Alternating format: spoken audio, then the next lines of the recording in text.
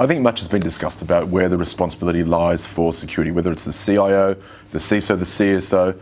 But I think when it really boils down, I think it's the responsibility of the executive leadership team and maybe even the board of directors, depending on the size of the organisation.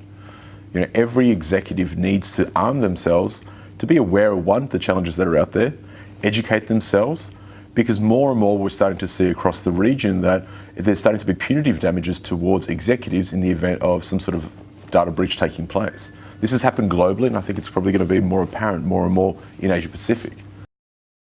Knowledge is definitely going to be that element of keeping ahead of what's actually sort of happening out there, making sure that they understand, making sure that they actually manage cyber risk like any other risk inside your own business.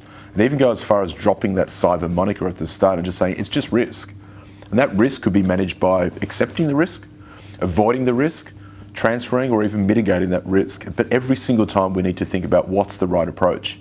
If we've identified a challenge or a risk inside the business, what do we need to do? And I think that's the actual conversation that we should be had right now, and not pointing fingers saying it's the IT's problem, or let's go off and buy a particular widget that's going to solve that challenge. So if we really boil it down, knowledge is the power to prevention. And I think this is where we just have to have that conversation, start planning, start having those bigger conversations around managing risk, but then ultimately move to that next phase of let's now execute and work out how do we actually solve and protect our organisations.